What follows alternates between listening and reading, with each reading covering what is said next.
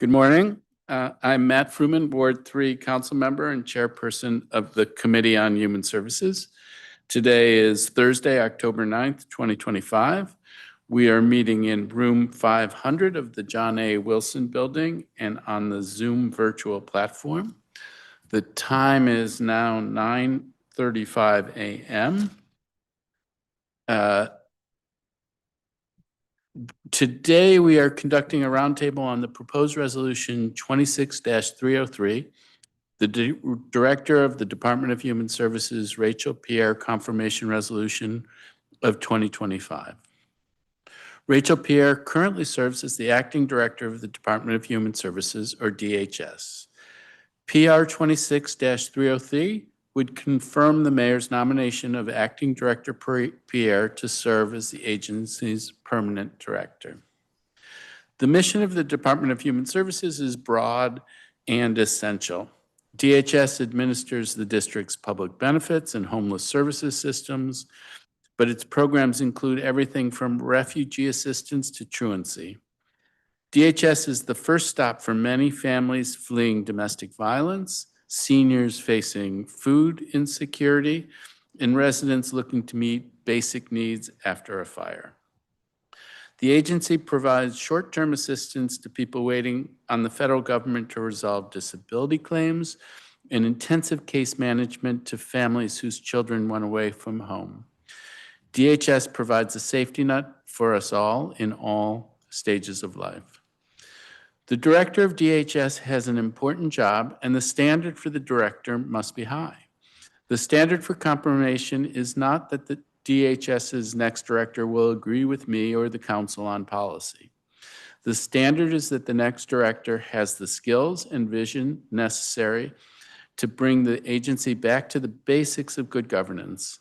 For DHS, that means responsible, transparent budgeting, setting residents up for financial independence, fast and accurate eligibility determinations, and a culture of accessibility, accountability, and excellent customer service.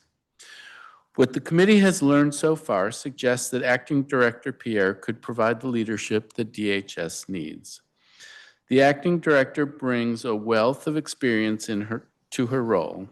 Acting Director Pierre earned both a Master's of Social Work from Howard University and a Master's of Business Administration from the University of Maryland. She began her career as a child welfare social worker before starting a nonprofit to provide technical assistance to Haiti's child welfare system. She then served as Director of Clinical Operations for Lutheran Social Services, Chief Operating Officer for Pathways to Housing, and Family Services Administrator for DHS. The Acting Director has more than a decade of experience leading and evaluating teams and programs. Although this roundtable is an important part of the vetting process, the committee's work did not start and will not end today. We have interviewed stakeholders in and outside of district government, conducted a thorough background investigation, and spent hours speaking with Director Pierre about the challenges facing DHS. Our work so far suggests that the acting director is a decisive and effective manager capable of confronting tough financial realities and leading organizations through challenging times.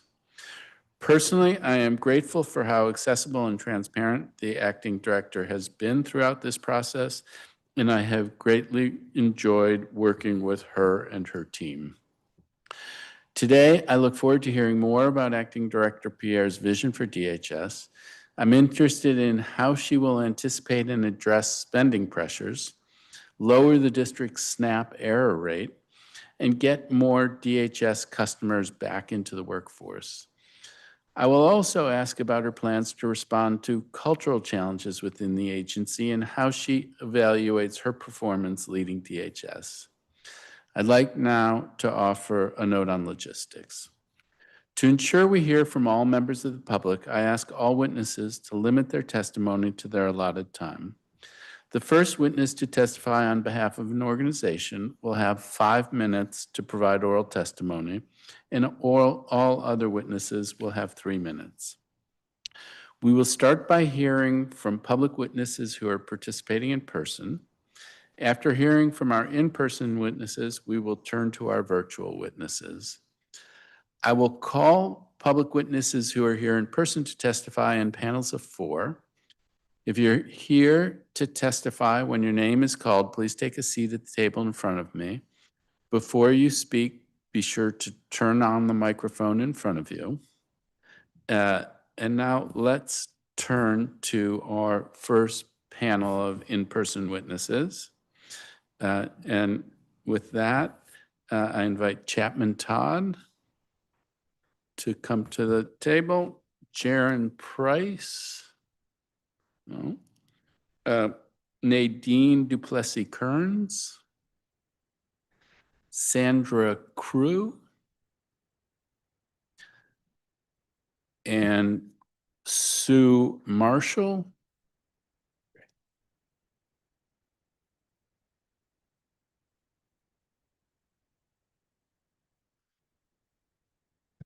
Let's let everybody get settled and then we'll have you start chatting.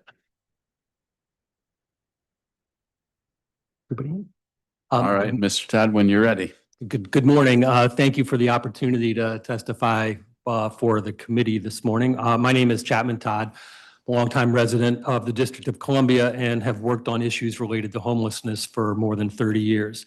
With my organization, JDOT, I currently focus on the development and operation of affordable and supportive housing targeted to people who are exiting homelessness, which includes providing services as part of the district's permanent supportive housing program. Here today and speak in strong support of Mayor Bowser's nomination of Rachel Pierre to be the director of the district's Department of Human Services. In recent years, as you stated in your opening statement, in addition to her role as the Family Services Administrator at DHS, Ms. Pierre has had both the interim director and acting director titles at the agency. So she's certainly got the kind of hands-on experience in the role that I believe will serve the agency well going forward. I know that me and a number of other service providers are grateful to have someone with this much experience at the agency to be nominated for the permanent director position. At the outset, I want to reemphasize, as noted in your opening statements, that predating her experience with the district government, Ms. Pierre worked on the staff at direct service providers. In her previous work at provider organizations, Ms. Pierre had the experience on a day-to-day basis of working directly for and with unhoused families and individuals. In these roles, Ms. Pierre was seeing firsthand what worked, what needed adjustment, and was regularly hearing from clients directly about their experiences. I know this because my challenge colleagues and I were regularly intersecting with her while she was at Pathways, and we were all working to help create a client-centered system that reflected lessons learned in the process of helping families and individuals into safe, secure, stable, and permanent housing. I believe that this part of her professional background has helped make her especially effective in her current leadership role at DHS. She has been able to translate the direct service experience and knowledge gained as a provider into her current role in leading the policy and programs at DHS and has been uniquely able to engage with clients, providers, and other community members about DHS programs. I know that across the board, Ms. Pierre's direct involvement in stakeholder conversations and her approachability and openness to new ideas has been very appreciated throughout the community, and there's a strong team in place with her at DHS to continue to make the district a leader in the human services field. Before closing, I do want to note a caution and an observation. These are really complicated times for those of us in this work in the social services field. We're here to provide services, assurance, and support to families and individuals who are vulnerable and at risk, and right now they are worried about what's next. Well, while we do our day-to-day work to support the clients, we are trying to understand and adapt where necessary to changing federal policy initiatives. We are working to navigate funding uncertainties at several key federal agencies, and we are very aware of challenging fiscal projections for the district's government. Faced with the current challenges and uncertainties, given what she's already proven she can do, I know that Ms. Pierre is very well positioned to lead DHS as the official director and will effectively, thoughtfully, and strategically carry out this role. Thank you for the opportunity to present these comments today. Thank you, Mr. Todd. Nadine Duplessis Kearns. Good morning. My name is Nadine Duplessis Kearns. I'm a Ward 4 resident of 21 years. Professionally, I've led nonprofits serving children and families in the district and have seen firsthand the complexities of delivering human services efficiently, and with heart. I'm honored to offer my strong support for my dear sister friend Rachel Pierre to speak on behalf of her character, commitment to serve Washington, D.C. I also speak on behalf of the strong sisterhood and powerful global network, Haitian Ladies Network, of Rachel, a proud daughter of Haiti, is a fellow co-founder. First, her character. Rachel leads with integrity, intellect, and empathy. She's the kind of leader who listens deeply, acts decisively, and never shies away from hard conversations when they serve the greater good. She's always been purposeful and precise. Her daughter, Kaya's journey, is a reflection of her example of excellence, consistency, and grit. She brings that same level of drive and clarity to her professional life. Competence. At every stage, she has used her voice and her platform to open doors for others and to make systems more just and inclusive. Her record of service reflects not only her competence and commitment, but her courage. Her love for Washington, D.C. is unwavering. This is her home, the city she said she never wants to leave. She wants D.C. to work better for its people. She comes from a lineage of public servants, her father at the Inter-American Development Bank and her mother in international development with Catholic Relief Services. That legacy lives in her, a belief that service is both an honor and duty. She represents the kind of leadership our city needs at this moment, grounded, accountable, forward-thinking, and fiercely committed to making Washington, D.C. a place where everyone can thrive. Now I have the honor of sharing some words from the family that is very proud of her. Her mom's words, Maggie Desilliers, who's here with us. The trait that describes Rachel the most is her free and indomitable spirit. Since her childhood, she understood the concepts of inequity and injustice, thus has an instinctive leaning in defense of those most vulnerable in search of protection. Her dad, Eric Pierre. Rachel Pierre is an exceptional individual. She is a true leader.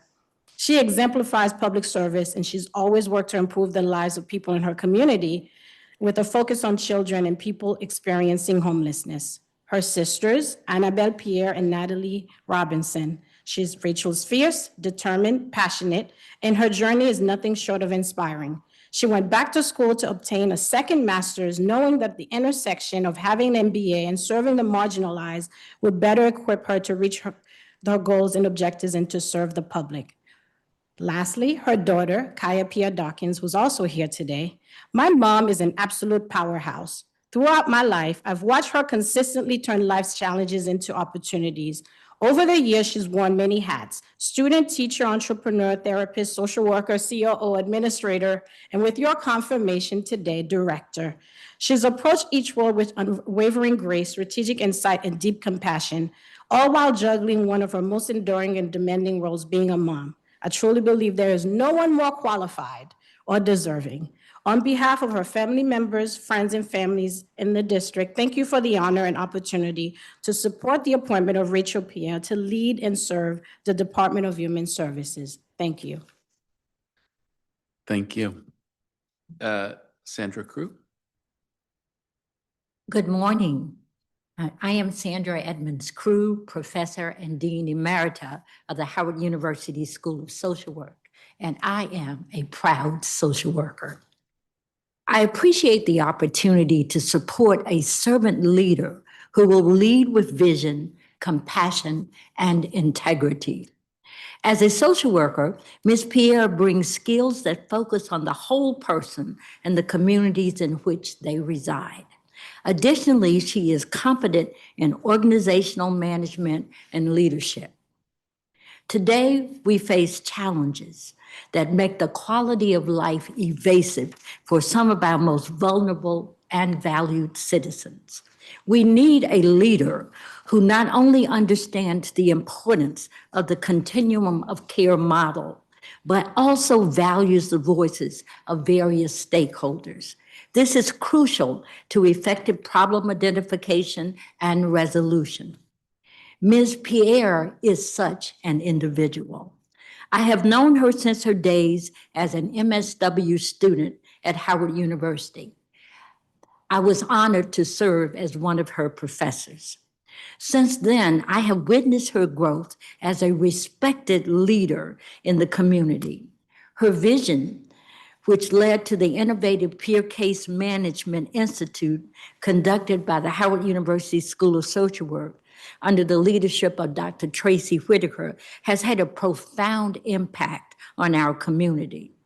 The program has prepared peer case managers to support the diverse needs of vulnerable individuals and households in our community.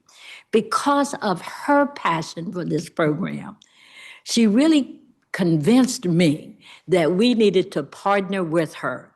Not only did she convince me to partner with her, I was compelled to be one of the instructors of this Peer Case Management Institute. So I am so grateful, so very grateful for her leadership.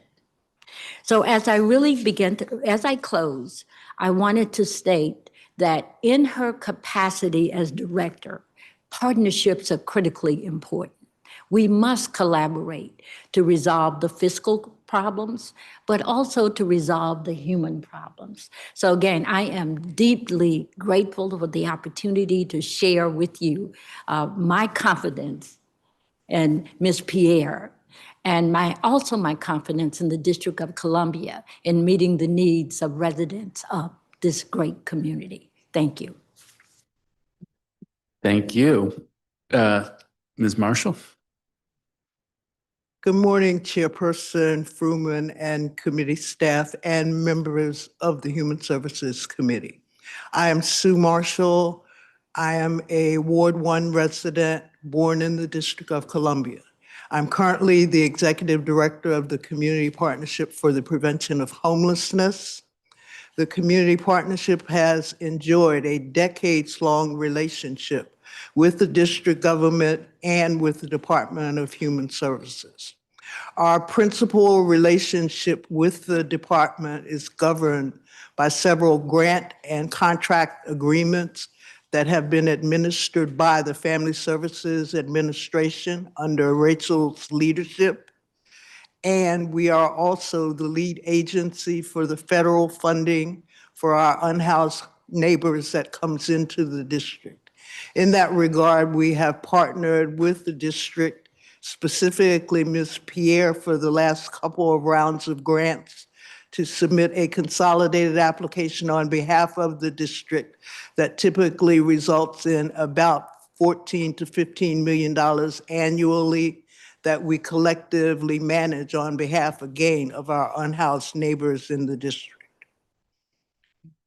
As a part of our role, we have had the pleasure of working with Ms. Pierre, not only in her current role as the Family Services Administrator, but from the time that she served as the Chief Operating Officer for Pathways to Housing.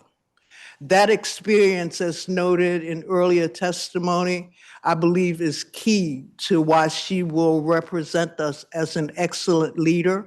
Having served on the front line both in a social services delivery capacity as well as a principal agent in a nonprofit on the front line, gives her the kind of experience to be the perfect supporter and collaborator for those of us who do the day-to-day work.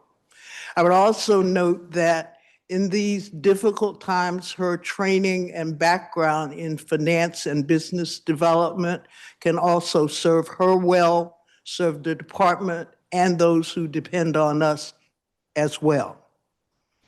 While in her role as the FSA administrator and acting director, Rachel and I interacted on a regular basis. She has always displayed competence, integrity, and a passion for the work and fairness. Her command of the subject matter comprising and impacting her work is without question. As I stated before, she has a passion for the work. One of the most important parts of serving in this role successfully is that you want to be in the role, and she clearly wants to be in this role. I would offer two examples that illustrate her leadership and effectiveness. The first is the recent count of unhoused persons remaining unsheltered after our collective efforts to address encampments in public spaces. To document the effectiveness of the mayor's order, DHS designed and implemented a process to replicate our annual point-in-time count, which typically takes months of planning. Within the space of a week to 10 days, Ms. Pierre led a collective and collaborative effort that resulted in a successful count. And again, this was done in a very short period of time and required the support of her fellow district agency leaders, all of us in the nonprofit sector, as well as individuals we serve. The second, as Dr. Crew described, is the Peer Case Management Institute. I believe that this represents a very forward-thinking, innovative way to serve those who have lived through homelessness by training them at the Howard University to become skilled social workers and thereby become employed in the very field. It represents our respect for those who have lived experience. I would close by saying that I believe that Ms. Pierre is a stellar role model for everybody doing the work and also the people we serve. And in closing, one of the most satisfying aspects of her leadership for me is that she represents a new generation of leadership to serve all of us in the district. I thank you very much for the opportunity. Thank you all very much. I will note that we have been joined by my colleague, Councilmember Wendell Felder from Ward 7. I think, Councilmember Felder, it is so refreshing because when there are things that are critically important to Ward 7, he is always there, and he's here today knowing how important this agency is to Ward 7. I'm really grateful that you could join us, Councilmember Felder. I'm going to turn to a few questions. I have to say it's lovely to hear Ms. Duplessis-Kearns, the description of the family and the personal context of your support for Director Pierre. You truncated some of the quotes from the family members, but out of respect for time, but lovely to have had that be a part of this and really gives texture to this nomination, something to really be proud of. You also gave me something I did not know, that her daughter went to Sidwell. I think she's younger than my children, but some of my children's friends went there, so we will do you knows at some point. The same, Ms. Crew, thank you very much for your testimony, for your work at Howard University. For your shout out for social work, we urgently need more social workers. So the role that you play is very, very important. Ms. Marshall, again, thank you very, very much for your testimony. I guess I have two things one of the things that you offered as an example of, why you have confidence in Director Pierre was the expedited mid-year point-in-time count. And I will say that when I first heard about that, and she can tell you this, that I worried about it. I think a number of people worried about it, but it's also an illustration of her strength as a leader. I called her. She walked me through it. She made some changes to what they were going to do in order to be responsive to concerns that were out there, and then went ahead and executed the point-in-time count in a way that was really helpful. So I don't know if my concerns were overblown in the moment, but she dealt with them nicely and we were able to move forward together. So I'm appreciative of that. Just because you're here in front of me, I think I've seen some things about a challenge that you all faced about a contract for security guards and pay. And I just wonder where that all stands at the moment. Has that been solved? We have not yet reached a solution, but we are daily involved in conversation with DHS and the Office of Contracts and Procurement to try to reshuffle some resources. so that we can address what we all agree are critical shortcomings where we are with the security. So I do expect that we are going to work around the budgetary constraints by shifting some resources to be able to satisfy those concerns. All right, well, very glad to hear it. I don't want this to be a no good deed goes unpunished, where you come forward and offer testimony and then get asked a question, but it is a thing that we have seen some things about. So I'm glad to hear that you're on it, and maybe we'll follow up with you at some point on that. Mr. Todd, always great to see you. Here you are, and so I want to ask you, great to hear your ringing endorsement for Director Pierre.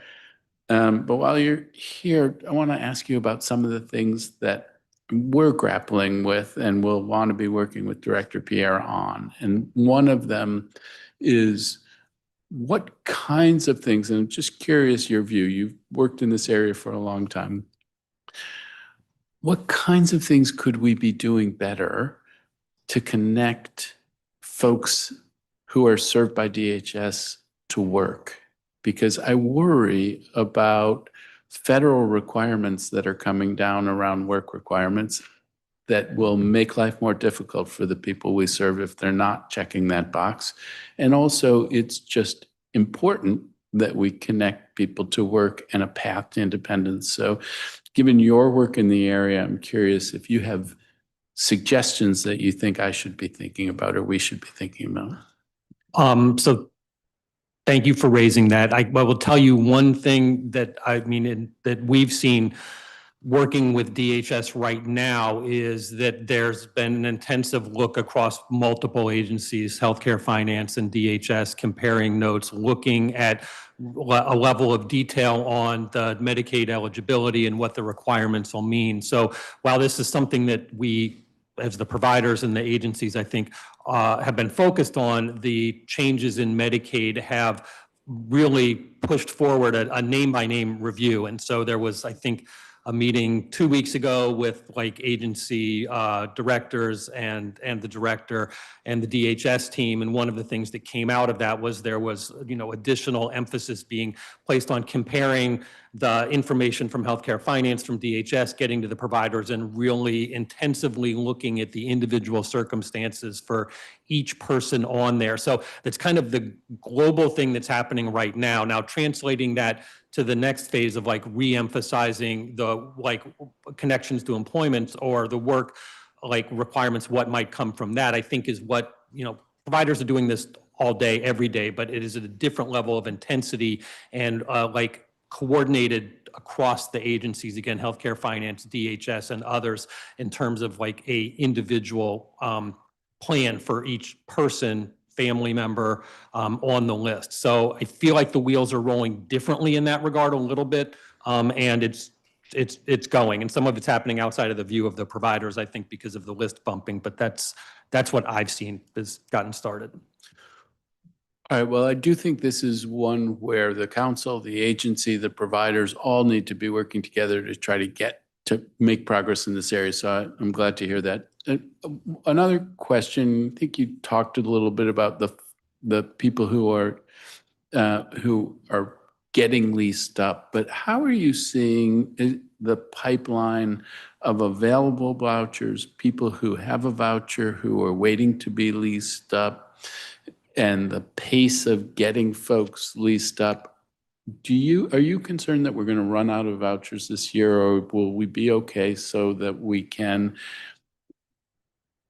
use the vouchers we have this year to get folks housed and not have a gap where we can't house anyone because we no longer have any vouchers and everybody's been housed up, and we won't get new vouchers until the following year? How are you seeing that pipeline? So let me, what I will say about that is, from where I'm sitting, the pace of someone being identified, and again, permanent supportive housing in particular being identified and then connected to the actual lease up, like someone literally moving in, is too long. And I think everyone agrees with that.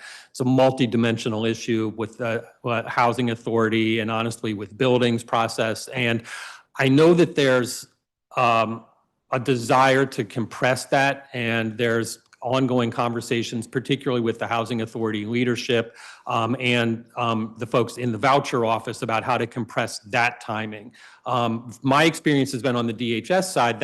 It's been pretty smooth, but you know, a week can turn to a month, can turn to months with things slipping, and it is something that, like right now in the last few months, has been a targeted area of looking for how to make this days, weeks rather than months. So I don't know that I could answer your question about the number of vouchers, because that's kind of beyond where I'm working. What we're focusing on an individual and family level is the quick connection and the quick move in. And that I think everyone would agree has been longer than it should be, but it's not an easy fix, but there are efforts underway with folks around the table to say, how can we move these or combine these or make things that could last 2 days, last 2 days instead of a month.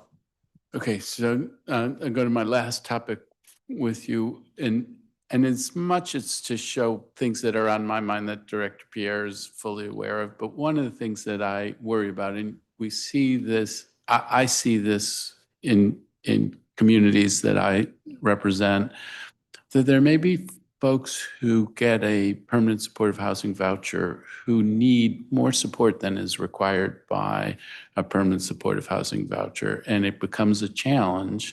And one dimension of that challenge is, what are the resources that we have along the continuum of care, where there's independent living, there's places like Woodley House, there's places like our short-term family housing.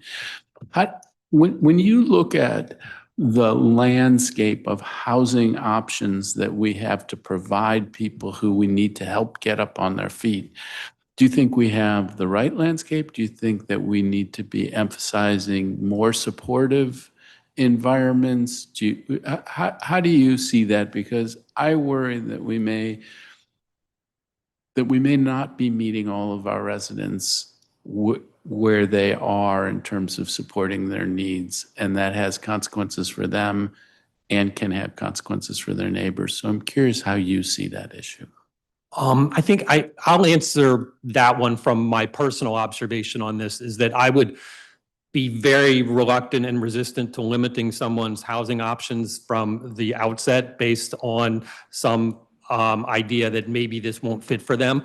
I think that what I would work towards is quick interventions if something's not working. And so in my personal experience, like having strong relationships with building ownership, with management companies, so that there's quick intervention in response from a provider agency that might be assigned, and then with the district government agency to quickly intervene and work to resolve issues and help someone be stable in their housing environment. That's where I think I would like to see the emphasis on, so that it's not where there's a crisis situation and it's something that folks would say, hey, we've talked about this for months. I mean, if you have a system that is able to quickly respond, and that just doesn't involve DHS. I mean, it's DBH, it's MPD, but it's also the relationships in the buildings to make sure that things get attention quickly if they become an issue in the building, and then there's able to be intervention. My observation has been that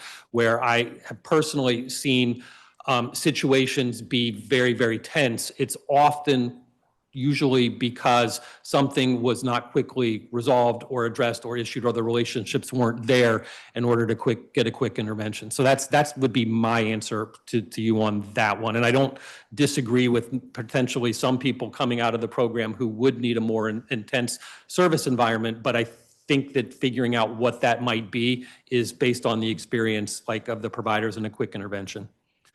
Okay, thank you very much. I don't want to make this an all-day hearing on what is, we're gonna approve Director Pierre. So, but it is also an opportunity where people are in front of me who have expertise. And so I want to use this moment to get the information. So if any of If any of you three would like to respond to those questions that I asked Mr. Todd, I'll put it out there for you, but if not, thank you, Ms. Marshall. I would add one amplifying piece to it, picking up on Chapman's remarks about involving landlords. I would want to note that DHS has and has maintained a protocol of relationships with landlords, and I believe that this represents an opportunity because, as you are alluding, it is the housing at the end of the journey that is most important. So to the extent that we can educate, cultivate, and support landlords and others in the community to partner with us around those quick responses, I think that would help us a lot. All right. Well, thank you very much. Really appreciate all of your testimony. Councilmember Felder, if you have any questions. No questions, Mr. Chair, but I appreciate the public witnesses sharing their perspective and sharing your experiences with working with Director Pierre. Looking forward to the next group of panelists. Thank you very much. Okay, I see that Mr. Price has arrived. So for the next panel, Mr. Price, Cesar Toledo, right? Christy Respis, and Jackie Wright.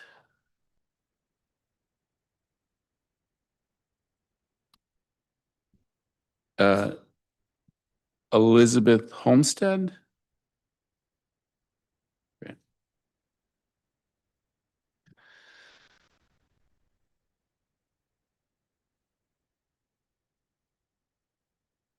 Okay, when you are ready, Mr. Price. Is that better? Okay, Yep, there we that's go. Thank you so much, and I apologize for my tardiness. It's Parent-Teacher Conference Day. We're running a little bit behind. But Chairperson Fruman and members of the Committee on Human Services, my name is Jaron Price. I'm a proud resident of Ward 5, and I have the privilege of serving as President and CEO of the Downtown DC Business Improvement District. Since 1997, the BID has served as a steward of the city's central core, 140 blocks that represent the economic, cultural, and civic heartbeat of the district. We deliver essential public space services, host world-class events, and advance policies and partnerships that help downtown to thrive. Since February of 2019, the BID has proudly operated the Downtown Day Services Center, a welcoming hub for individuals experiencing homelessness in the heart of downtown.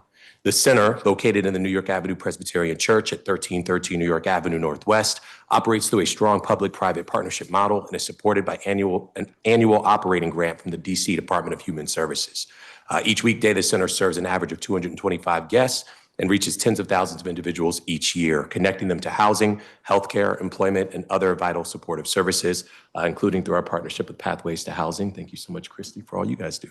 And this is why I'm here today to express my strong and enthusiastic support for the confirmation of Acting Director Rachel Pierre.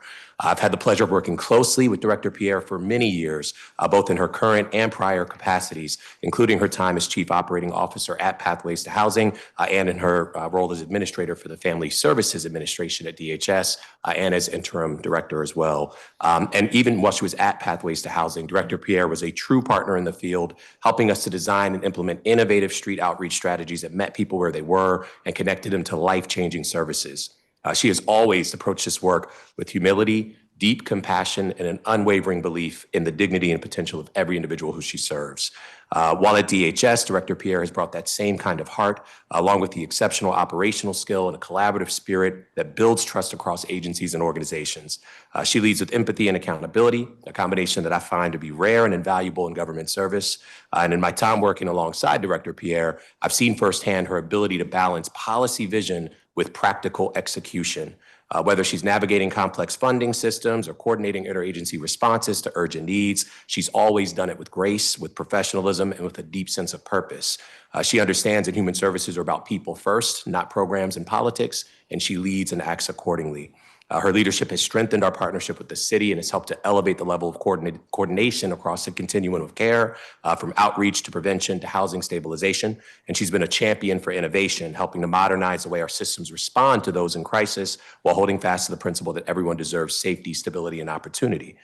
Director Pierre has the experience, the temperament, and the heart that I believe is necessary to lead DHS during what has been described as a very critical time for our city. I believe she's exactly the kind of leader that we need. She's thoughtful, she's deeply committed to this work, and she wants to ensure that DC's human services system works for everyone that it is designed to serve. It's for those reasons that I urge the council to confirm Director Pierre as Director of Department of Human Services and look forward to continuing our strong partnership. I appreciate the opportunity to testify, and I will say just one thing that's not in my testimony. As folks were talking about just sort of the critical nature of the time period that we're in, I recall just during the COVID-19 pandemic, she was first at Pathways and then transitioned to her role at DHS.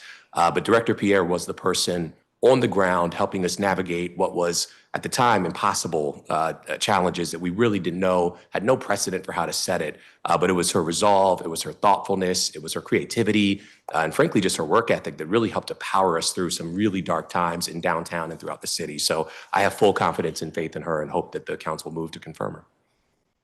Wonderful. Thank you very much. Mr. Toledo? Yes, good afternoon, Councilmember Fruman, Councilmember Wendell. My name is Cesar Toledo. I'm the Executive Director for the Wanda Alston Foundation. We provide housing, support services, and pathways to economic mobility for DC's homeless queer youth here in the District of Columbia. We're one of the few queer service providers that are urgently needed now more than ever. I'm proud to be here today to support the confirmation of Ms. Rachel Pierre as the Director of the Department of Human Services. Ms. Pierre has a notable 2-decade career across nonprofit and government sectors, leading critical social services for vulnerable members of our community. Throughout my short tenure here at the Wanda Alston Foundation, the acting director and her team at DHS have been exceptional partners in our effort to house and support our homeless queer youth. As DHS acknowledges, right, LGBTQ plus homeless youth has increased this year compared to last year's in the point in time count report. And they understand the challenges our youth face. So I really look forward to working hand in hand with DHS under Ms. Pierre's leadership to ensure that every young person has access to safe, affirming housing and the resources they need to thrive. With her steady leadership, shared values, and proven commitment to equity, I'm confident Ms. Pierre will continue to move our city in a positive direction. I respectfully urge the council to confirm her appointment. Thank you. Wonderful. Thank you. Ms. Respis? Hi, good morning, Chairperson Fruman and council members. My name is Christy Respres. I'm the president and CEO of Pathways to Housing DC. Our mission is to end homelessness for people with disabilities, and we serve over 3,500 people each year in our programs across the district in Montgomery County, including about 750 people in our supportive Housing First programs. I am thrilled to be here testifying in support of Mayor Bowser's nomination of Rachel Pierre to serve as our Director of the Department of Human Services. I truly cannot think of a more qualified person to take on this critical role in one of the most challenging times in our city's recent history. I first met Ms. Pierre in 2015 when she interviewed for the role of Director of Programs at Pathways. I was really excited when I saw that her resume included both an LICSW as a social worker and an MBA. A social worker with a business acumen was exactly what I was looking for, and a really kind of rare combination. Within a matter of months, she transitioned to the role of Chief Operating Officer for our growing organization. As COO, Ms. Pierre was my chief thought partner, chief complex problem solver, chief contract officer, and chief executor of innovations officer, all in one. Together, we managed through development and expansion of our homeless services programs, our assertive community treatment teams, and expansion into Montgomery County, Maryland. She led our operations response during the first several months of the COVID-19 pandemic when our homeless outreach, downtown day services center, and housing teams continued to visit people on the streets and in their homes, and we had no guidance from local or federal government. Most importantly, in her 5 years at Pathways, she nurtured and she developed staff, managers, and leaders so that they could achieve our mission of helping people recover their lives. Ms. Pierre earned the trust of our staff, clients, and stakeholders for 3 main reasons, I think. She listened, she delivered on promises, and she communicated both the good and the hard messages with transparency and grace. I've seen her carry those traits forward into her work as FSA administrator and as acting director at DHS. For example, I co-chair a quarterly meeting with DHS and CEOs of DHS-funded programs to discuss contract and systems challenges and solutions. Ms. Pierre always comes to every meeting with her team prepared to respond to the questions we've put forth and ready to work on real-time solutions to the issues that we face as providers. Just last month, she took the time to candidly answer questions regarding the PSH budget deficit and the impact that was going to have on pausing new move-ins into housing in this fiscal year. I appreciated her transparency, a theme, and her openness to our ask as providers to be part of the planning process regarding future budget discussions before decisions are made. Now, a few words about Rachel's character. She is an incredibly principled and strategic person. She is never content with the status quo, and she constantly has her eye on improvement and innovation, asking herself and her staff, how can we hold ourselves to the highest standard of service delivery? Rachel is a social justice warrior committed to changing broken and inequitable systems. Prior to moving to the government side of human services, her career in direct service administration, as you've heard, spanned the spectrum from serving youth and children to adults and seniors. This is a true asset to DHS and its stakeholders, as she has had firsthand experience serving in the programs that will now be under her oversight. Rachel is honest to a fault and will fight for her convictions. At the same time, she's a collaborator who listens to others and recognizes when someone else has a better idea or a new way of looking at things. We are entering into unprecedented and challenging times. We have increased scrutiny from the federal government. We face a potential loss of federal funding for housing and other services, and DHS itself is facing enormous budget deficits and pressures. Homelessness and poverty are increasing, and if I can be honest, most people would run from this job right now. They would not take it on, but not Rachel. She's ready, she's eager to continue serving the people of the district. Ms. Pierre is a straight talker and a straight shooter. She's going to tell you why she's making a decision, even when it's an unpopular but necessary one. She's also going to stand and fight for what she knows is right. This is an important trait in leadership, and it will serve her well as director of DHS. As a CEO, I work hard to surround myself with leaders who will challenge me, not just people who will say yes, but people who question, people who push back on the status quo when it's not working, people like Rachel. I urge the council to support the mayor's appointment of Ms. Pierre as director of DHS. She is the right person for this job. I wholeheartedly support this appointment, and I'm eager to roll up my sleeves and continue the work of ending and preventing homelessness alongside her. Lastly, I would be remiss if I didn't point out that throughout her tenure at DHS, Rachel served under the leadership of Laura Zeilinger. Laura was an amazing leader who set the bar high in terms of my expectations from the director of DHS role. I have no doubt that Rachel will reach that bar and then set her own. Thank you. Thank you. Ms. Homestead? Good morning. My name is Elizabeth Homestead, and I'm a Ward 3 resident. I serve as a volunteer with the ID ministry at the Foundry United Methodist Church in downtown DC. Each year, our ministry assists over 2,000 unhoused and low-income DC residents in obtaining essential identity documents, including birth certificates, DC identification cards, and replacement Social Security cards. We don't issue these documents ourselves. Instead, we provide expertise, guidance, and financial support to help clients navigate the complex and often confusing process of obtaining them from the appropriate government agencies. For our clients, these documents are not simply administrative necessities. They are key to accessing housing, employment, healthcare, education, and financial stability. Unfortunately, in recent months, we have seen a growing crisis caused by a lack of agencies authorized to provide the required social service proof of residency form. In the past, several well-respected organizations with licensed social workers, including So Others Might Eat, Bread for the City, Martha's Table, were able to provide this verification for unhoused residents. Today, however, we understand only the DC Day Service Center is authorized to issue this form.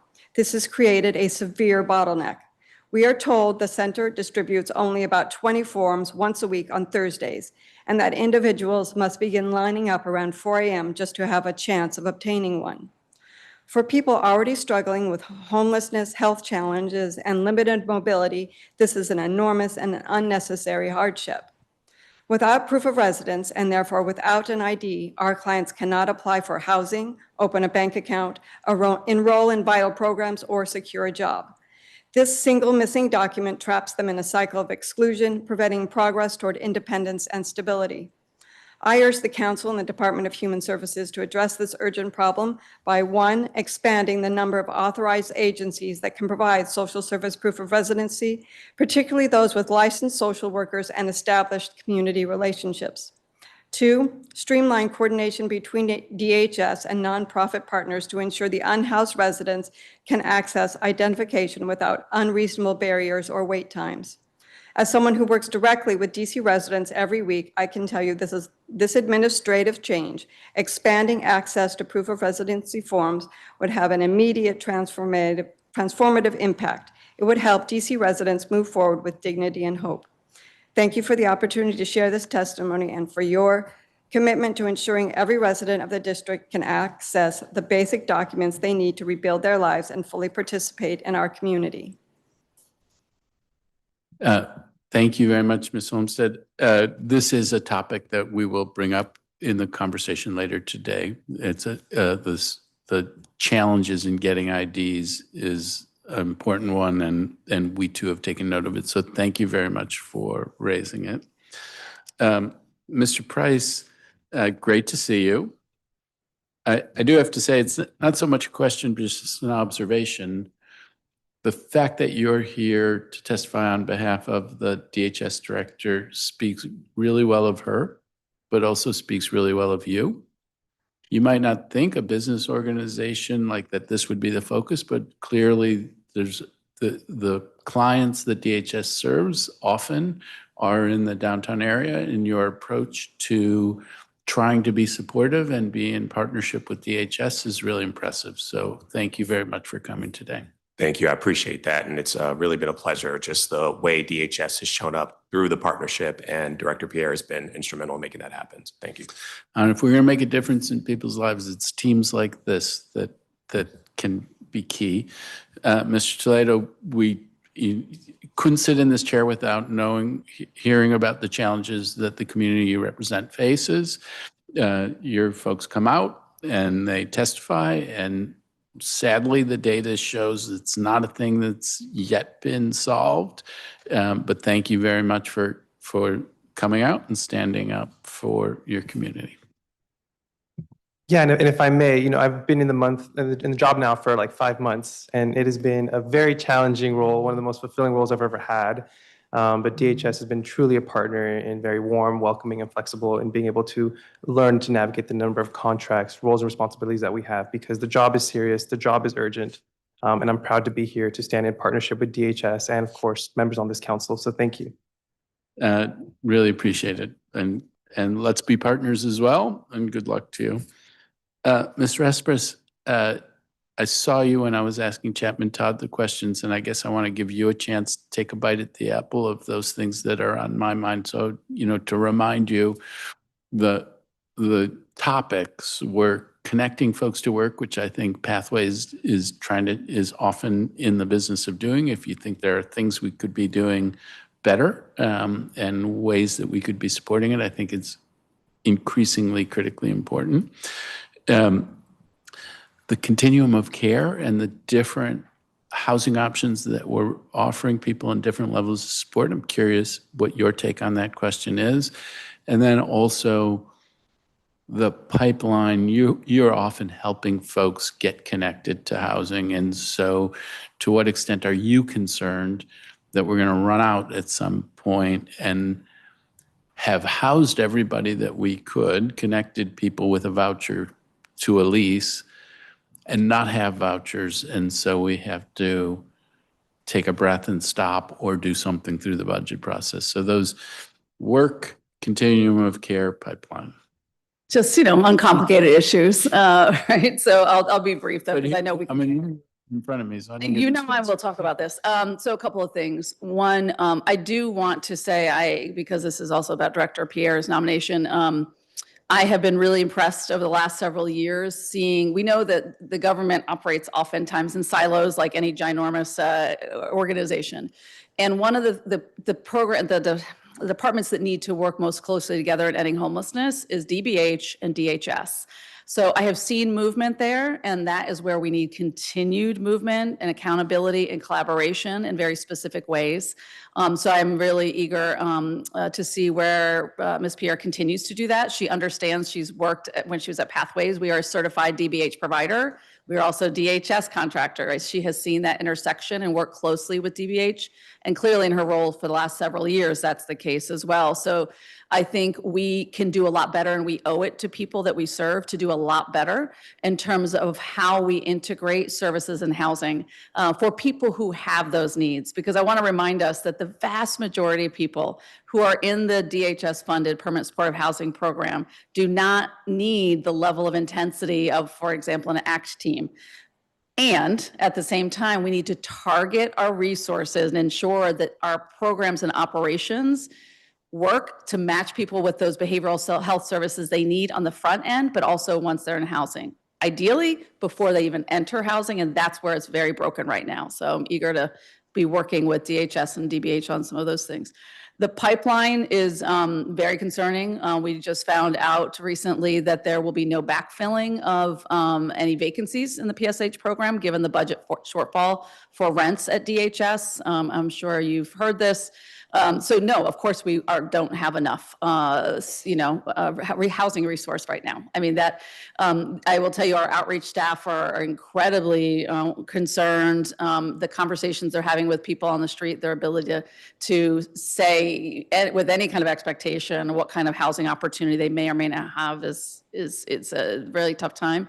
I would say most of our placements in the last several quarters, even for people into housing, have been outside of the CAP system, which is really important because we need to be accessing not just the DHS CAP-funded programs, but Oxford houses, recovery houses, DBH housing, senior housing, right? We need the whole continuum to be a continuum. Right now, it's fairly fragmented, and it kind of depends on the case manager you're working with, whether they know those resources or not. So we do have a lot of room to improve there, especially now when we are so limited on resources. We've always needed that, right? We never have enough resource for everybody. So I think we are deeply concerned this year about the budget gap at DHS, and I really urge the council to work with the director to see how that could be filled to fully operate the budget we have this year. So, and I think there was one other question, but Work, connecting folks with work. with housing, I mean, with services, Jobs. With jobs. Sure. You mean like in terms of the people that we serve? Yeah, I mean, I am concerned that work requirements are coming. Yeah.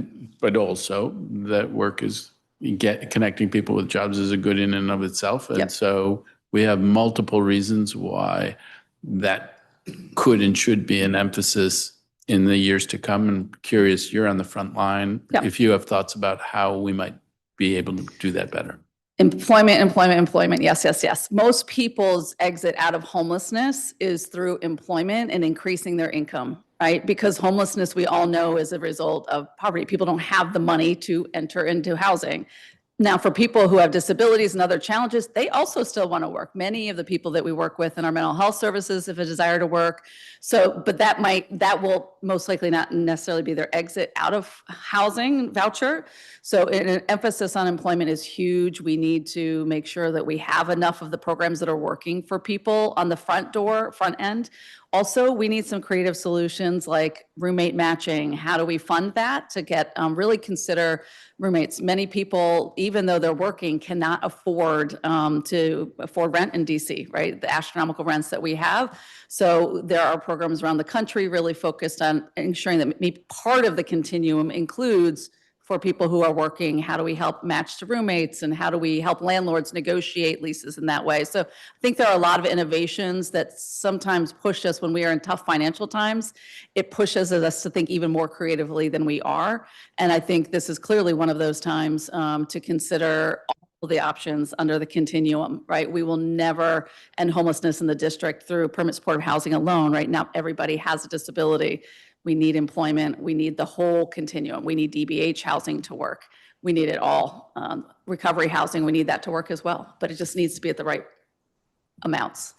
Really appreciate it. And I have to say, roommate matching, that expression was new to me. the idea of trying to get folks with family members and things like that, that's a thing that I have thought and talked about before. But the idea that roommate matching, not necessarily to somebody who the person knew before, but who might be a natural match. I don't know if we're doing that, but that is a very intriguing idea, so I'm glad I asked. Little bits and pieces, but it's not formalized. I'll follow up with you. There's some really, this is something that's happening all over the country in continuums as we, again, recognize that there is not a voucher, like our housing authority wait list is miles long, right? We know that that will not be a fast solution for everybody. And yet they're working, they have income, but it's not enough. And most people experiencing homelessness, again, their exit will include employment. But if you're exiting to a place where you can't afford the rent, we have to get creative on some other ways. So there are many models, and it's not something we would have to recreate the wheel on. All right, well, I'll follow again, up with you, yeah. very glad I asked, and thank you very much. I thank you to all the participants in this panel. Councilmember, I see we've been joined by Councilmember Zachary Parker, but first, Councilmember Felder, do you have any questions? No questions for this panelist, but thank you all for your testimonies. All right, and Councilmember Parker, welcome. If you had any questions, if you wanted to make an opening statement, floor is yours. Thank you. I just would say that I believe DHS is arguably one of the most critical agencies in the district, especially now given the district's relationship with the federal government and the significant need. And so that is why I'm here. That is why I'm keenly interested in the success of the agency and interested in learning more about your testimonies. Ms. Homestead, I really appreciated what you're sharing. Can you just describe briefly what engagement or feedback you've heard directly from DHS about them limiting the authorized organizations to be able to provide those documents? I'm afraid I'm not in a position to be directly communicating with DHS. I just volunteer on a weekly basis, and I see the people who are stymied by lack of proof of residence. And my feedback is just what I see and hear from them when they come back and they say, I can't get the, it's just our feedback from clients who come to us. Understood. And so I'm sure that will come up, but thank you. And then a question for everyone. I really appreciate the ringing endorsements for Acting Director Pierre. I too have found her to be pretty transparent, forthright, and willing to engage on pretty difficult conversations head on. Acting Director Pierre aside, can you all talk about DHS and maybe each of you highlight one thing you think the agency is doing really well and a gap that you would hope leadership would address in the near future?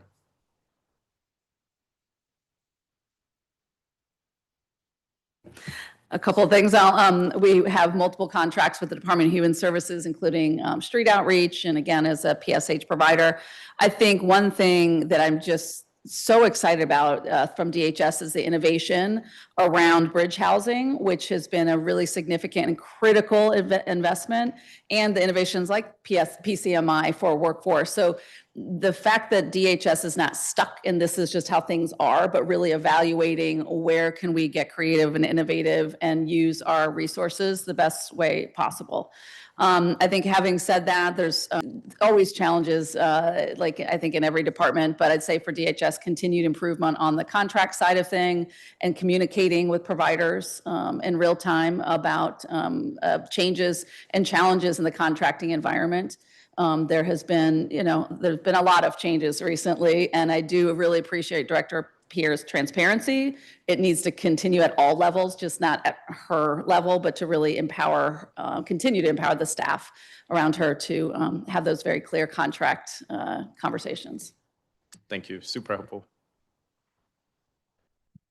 Yeah, I would echo what Christy just shared there. I mean, my experience with DHS has been incredibly positive in terms of just the transparency factor. And I think some of the things that they really excel at are the things that don't necessarily make the headlines every day, but it's just the hyper proactivity around planning for hypothermia season. It's the, leaning in, there's critical matters that need to be addressed. I really appreciate just as a, grantee and as a partner, it's awesome when we can pick up the phone and they answer right away. and sort of provide critical feedback when there are real-time issues. I've never come across a challenge where they haven't been willing to come to the table, listen to what our concerns are, and then really sort of put, action to those words and work to help us resolve what's going on. So I really think the agency is in a great place in terms of just its capacity to listen and will and resolve to lead. And I think a lot of that is reflective of the leadership that Director Zeilinger set in place and that Director Pierre has continued and I believe will even further. Okay, you have to give one growth area. Say it again. You have to give one growth area. I mean, I think every department agency has challenges. I do think the coordination on the mental health services is something that we have not fully actualized yet, but I think there's promise that could be a reality. We have a number of folks in downtown who could benefit greatly from enhanced behavioral health and supportive services for mental health challenges. And I don't always feel like the systems are designed in a way where it's able to respond to the need in the right manner. So I would like to see some more there, but I think that's something that folks are willing to take to the board. Awesome. Thank you. Thanks. Yeah, as I shared earlier, I've been now at the Wanda Olson Foundation for about 5 months. And so just getting through the onboarding process, DHS, our grants manager, has been really helpful, flexible, nimble, and just always willing to take a phone call. So like the transparency, the accessibility is always there with our folks that we need to talk to within the building. So that's been really, really helpful as we are a small organization and I wear like 7 hats. Yes. So I really see the front lines firsthand. And then the thing that I really, really enjoy is like the pushing on the innovation front, because within our grant, we're required to have different types of roles within the organization to really provide the employment, the education, and the housing navigation components being done and executed. So I was a little hesitant at first, but of course, now learning to understand what those roles mean and being able to innovate. I'm really excited about the next fiscal year and what we can do working together to maybe think about launching career pathways at our housing facility, right? Thinking about what does a new youth support model look like, particularly focused on queer youth because of the unique background and intersectional needs that they have. Our youth are very unique, have unique services and unique needs. And so we need to elevate and do everything that we can, but we can't do that alone. And I'm really excited to work hand in hand with the director and her team. And in terms of like growth, I think I don't have anything necessarily to say at this time, but what I will share is that what I really enjoy is that with the executive directors meetings that she hosts, I was there at the recent one just a couple of weeks ago, very open to feedback, very open to hearing what's going on the ground. And I think that type of leadership is what we need. That's the type of leader I strive to be. I have a lot to learn from the director and from her team, so excited. Awesome. I'm a big fan of Wanda Olson Foundation and the work that you all do. One thing I've heard for a while now is that you could benefit from more grants given the significant need of the young people that you're working with. And so perhaps that's a growth area. Yes, and I will share there was a Washington Blade article just posted yesterday talking about the year-to-year rise that we've been seeing around LGBTQ youth homelessness. Yes, awesome. Well, thank you all. Ms. Holman, do you want? Just one, we have found it difficult to sometimes get accurate information, exactly how many provided, who the providers are, rather than just relying on word of mouth.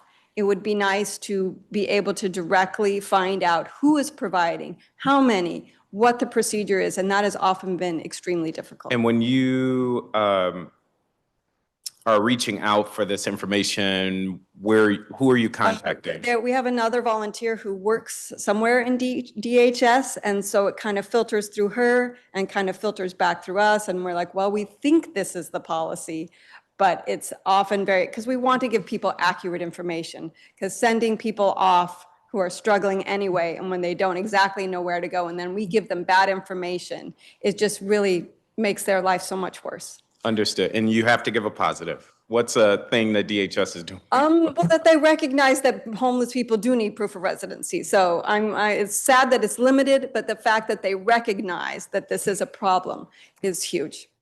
Okay.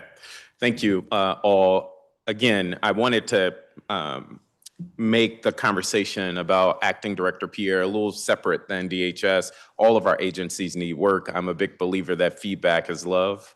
and we all could benefit from feedback. And so I do plan to ask the director about some of these issues that you all are raising and how under her leadership, DHS will be able to tackle these things and continue to build. I'll give you the last word. I have to just say one more thing. I do want to recognize the compassion, because if we break this down, this is about human beings, as you're saying, right? The compassion that comes out of DHS, even when things are hard. I'm talking about our folks on the street, when hard things are happening. This has been a really hard and horrific time, quite honestly, especially in homeless services. The compassion to a T of the staff under Director Pierre's leadership, and my hope is that positions are filled and that they keep the amazing staff they have, because they, to a T, I have met compassionate people who truly care. It's not a job, but real careers for folks who want to make a difference. So that comes from the top. And I want to thank Director Pierre and before her Director Zeilinger really for having a team filled with compassionate people. Awesome. It's not everywhere.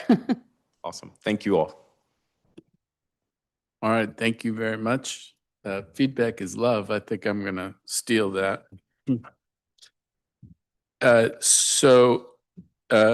With a couple more in-person witnesses. Has Jackie Wright arrived?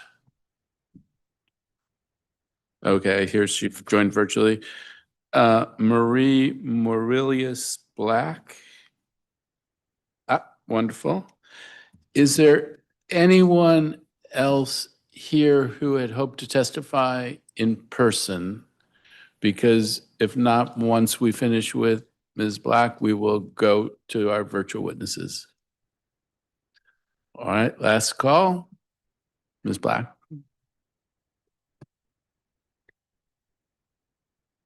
Good morning, Chairperson Fruman, Councilman Felder, and Councilman Parker.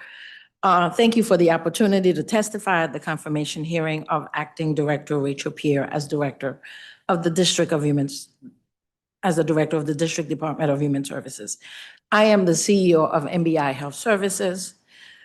We are one of the largest behavioral health agencies, including providing housing services, permanent supportive housing, and homeless prevention for the Department of Human Services, serving over 15,000 children and families in the district, including running the first full and only still, Councilman Felder, urgent care in Ward 7. MBI connects with every human service, including DHS, employing over 1,000 staff, many of whom are district resident. It is my honor to appear before you today to support the confirmation of Acting Director Rachel Pierre. Since joining DHS in 2020 as an administrator for the Family Services Administration, she has worked diligently to expand access to housing, youth services, and community-based support. I met and worked closely with her during the committee to move permanent supportive housing to Medicaid, maximizing the benefit to the district and increasing our ability to increase our roles. I reconnected with Director Pierre during the launching of the ETHO, which is a 100-unit site base in Ward 8. Director Pierre's career started, of course, as a direct care worker. She knows firsthand what it's like to be a boots on the ground. She grew to leadership position in the not-for-profit and then joined the governmental sector. This is a unique combination of having someone who's done real work as a direct care worker and serving leadership in the provider as well as the government sector. It is ideal for creating strong partnership and provide her with a deep understanding for communities we serve, the consumers and the provider network committing to serve those people every day. During her tenure as interim and acting director, she has been willing, as you heard from many of the other witnesses, to meet with providers to hear what works, what can work better, and she uses those dialogues to make changes that we and I personally have seen firsthand in policy changes based on those discussions. Director Pierre does a great job at communicating the current landscape, as you've heard future initiatives of the government and its impact on the provider community and people we serve. And I want to say that one of the things that she does well is always make sure that the people that we serve lends well. Even with some of the cuts that you heard my colleagues mentioned earlier, she makes sure that even through the transition of the people that may not be receiving a certain level of service, that they are still continuing to receive care. We are currently, and she also works to create innovations, as you've heard, with the evidence of the Peer Institute, which she has, which elevates the voice of those with lived experience. And we know we do better work when the people who have experienced that work is now working with us, because they can share real-time experience in what we can do better. We currently are experiencing uncertain and unsettling times in the district as well as in our nation. More than ever, we need leaders who are compassionate, possess integrity, operate in facts, and most of all, deeply want to serve and care for the most vulnerable amongst us that are outcome and result driven, all of which I can attest and have seen through the work with DHS and Director Pierre, qualities that she possesses. DHS has an exceptional team, and I know that under the leadership of Director Pierre, they will work together to strengthen the continuum of care for homeless services and stability, particularly economic stability for the district residents. Under her leadership, there will be strengthening in interagency coordination, supporting of the workforce, provide community support to the providers to improve the life of the district residents. Chair Fruman, it is my pleasure and honor to support the confirmation of Director Rachel Pierre, because she has the unique skill set and abilities to do the job. And I also want to echo the previous director, Laura Zeilinger, because she ensured succession planning. And I want to thank Mayor Bowser for really seeing the qualities in Rachel Pierce and to promote her as the acting director. And I hope this council confirms her. Thank you. Thank you very much for your testimony. I think that's a really interesting observation that Laura Zeilinger is not here, but the idea that often leaders don't prepare for the next person to come. And so it is very appropriate to take a breath and think that she did. So that today's not about her, but just a little bit. Meanwhile, And can I go say, ahead. I am a proud Ward 7 resident. So one of the themes that a couple of other people talked about, and I've been asking about different kinds of challenges that the agency faces of people who are on the front lines, and MBI does an incredible amount of really important work. The mental health support component is a challenge. And so I am curious, from your seat doing that work, how you think about ways in which we might improve the delivery of mental health services to folks in the DHS system to help them move on to independence. Are there things that you're advocating for inside of your community that we should be thinking about? I think CEO Repress, who's a dear friend and colleague, and we work very closely together in many issues, particularly in the DC Behavioral Health Association. And I think coordination between DBH and DHS is key. I do believe that we had a model that included, during the pandemic, I don't know if you remember the CPAP that Mayor Bowser erected to ensure safety of those who were unsheltered in congregate shelter. And in that particular model, they did provide behavioral health support in the shelters. And as a result, we were able to reconnect and connect over 70% of those who were in those shelters to behavioral health services, and ensure there were warm transfers and ensure that the services actually took root. And I think that if we can do that, I think we can lower the hospitalization rates in the city. We can ensure that services are happening seamlessly for those either due to their homelessness, end up having mental health issues. I read a study recently that 90% of the people who become homeless not because of drug and mental health issues, but they become homeless because of economic circumstances. And then those other issues starts, right? And so we need to be compassionate in the way that we treat and serve those folks, and then make sure that the service come to them. Because often we say they don't want it, it's because of all the barriers to access the service. And so I think that, and I see already, we had, the federal folks come in to help us, right? And so DHS and DBH and have gotten together, and it's working. And I think if we do more interagency coordination in supporting those in our community that need support, we can really make support happen in a meaningful way for them. All right, thank you very much. It's very helpful. Director Pierre, I apologize for making your day longer than it might otherwise be, but when I have people like this in front of me, and it's super helpful to hear. This is the third or fourth suggestion that's been made today that I really want to take to heart and continue to explore. So very grateful to your testimony and very grateful for that response. Thank you. Councilmember Felder. I echo my colleagues' sentiments. I'm grateful for your testimony. I appreciate all your work. At this time, I don't have any questions. I'm saving all my questions for Director Pierre. I'll jump in. Councilmember Parker, sorry.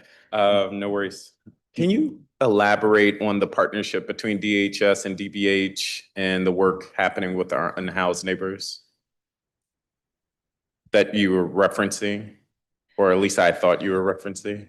Yes, we are having some outreach work happening right now to those who are unsheltered and or are in our shelter. And it's working in that the outreach workers are reaching out directly to the DBH providers and providing reconnecting folks to services and or connecting them to services. And that's really working. And DHS has provided some additional beds when necessary to ensure that unsheltered folks who wants to be sheltered are sheltered. That is helpful. Thank you. I saw the mayor on a panel yesterday, and one of the things she said that struck me was that the hardest thing about her job was trying to get unhoused people into housing, including those who, for whatever reason, opt to remain outdoors, even when there are resources and housing available.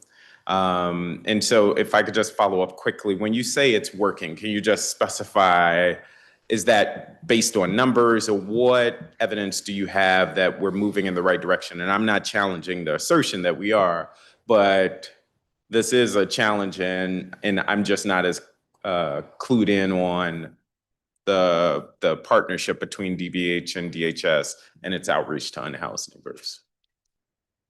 Well, I can tell you that I personally and our agency have participated in discussions with the folks who run the shelters, and we are now coordinating to ensure that when they've identified someone with needs, that they know the contacts for the provider network to ensure that they can connect people seamlessly. So that's if you what- say it's working, you would point to the numbers of folk who are connected to Are getting better to services. Got it, Yes, got it. it's increasing. People are responding, and when people get help and get treated, they get better. Yes, understood. Well, thank you for your testimony. Thank you. And thank you again. Okay, we will now turn to our virtual witnesses, but before doing so, I want to provide some guidelines about using the Zoom platform. All witnesses participating in this webinar are currently listed as attendees in Zoom. This means that your microphones are muted and your cameras are turned off. I will call all virtual witnesses to testify on a single panel. I will call your name and a member of my staff will make you a panelist. If you wish to appear on video, you must click the button in the toolbar at the bottom of your screen that looks like a video camera. Please remain muted until it's your turn to testify, and when it is your turn to testify, please unmute yourself. For any technical difficulties, you can send a message to the host, who is labeled Committee on Human Services, and they will follow up with you. So I think we had Jackie Wright. I see Ms. Wright. We have Karen Cunningham, Adam Mayer, and Commissioner Trupti Patel. So I think everybody's here. Actually, every single person on the witness list is actually testifying today. So that's a great batting average. Ms. Wright, we can start with you. Thank you, Councilmember Fruman and everyone in the room today. I'm sorry I'm unable to be there. I'm actually sick, but I feel so strongly about this today that I decided to continue to testify. So my name is Jackie Wright. I am the Social Justice Programs Manager at Foundry United Methodist in Ward 2. I am speaking on behalf of Foundry, the Washington Interfaith Network, and St. Matthew's Episcopal Church this morning. I lead the ID ministry that Elizabeth Homestead spoke about earlier. And as she said, we help over 2,000 people a year to obtain birth certificates, Social Security cards, non-drivers IDs. We have dozens and dozens of agencies referring to us all week long, including MBI. And in fact, often when the Downtown Day Center runs out of funds towards the end of the month, they send people to us as well. So I guess what I'm trying to say is we are partners here, and we want to work with you all. When I started at Foundry 8 years ago, there were over 20 agencies that could provide the social service proof of residency. And now what we understand is that there are three technically: the Adams Place Shelter, the 801 Shelter, and the Downtown Day Center. The two shelters, you have to have a bed there. So it's not very practical for most people. So most people, we end up referring to the Downtown Day Center, and we have been told they have to start lining up at about 4 a.m. In fact, I had a conversation with the senior pastor at New York Pres who said that is increasingly the most common email she gets during the week is, how do I get this form? As you know, it's a very tough time in our city. The services are shrinking. People really need help. And this is an obstacle that we could maybe is maybe under our control to help with. The overall picture of getting residency is not simple. If a person is staying with a relative or a friend, that friend or relative has to bring in their ID, their lease, their proof of residency. And we hear all the time from folks that that's, too difficult of a task for whoever they're staying with. If they're staying with somebody who's in supportive housing, they have to be on the lease. So often people who are on the margins, their best option for proof of residency is this social service form. I get emails all week long from from people at Christ House, from Safe Kids, asking, why is it so hard?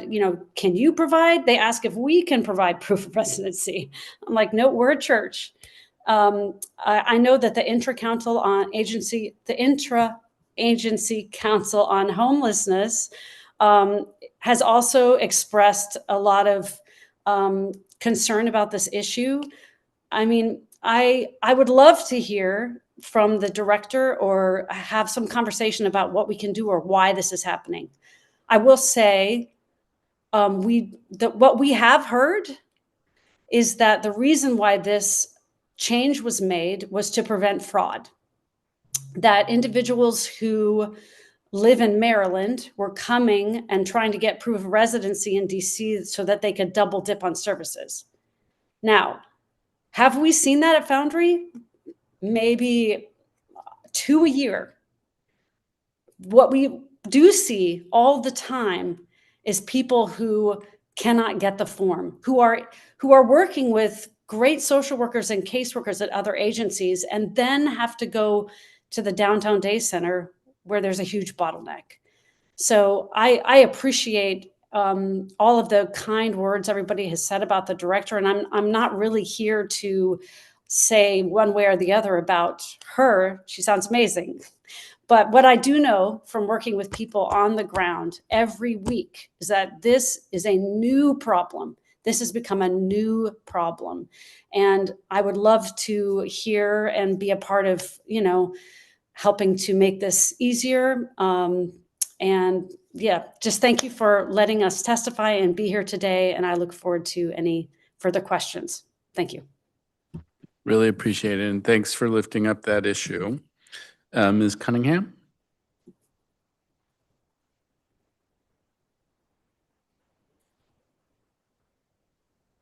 All right. Oops. There we go. Sorry about that. Thank you, Chairperson Fruman and members of the committee for the opportunity to testify today. My name is Karen Cunningham, and I am a Ward 1 resident and the Executive Director at Everyone Home DC, as well as a full council member of the DC Interagency Council on Homelessness.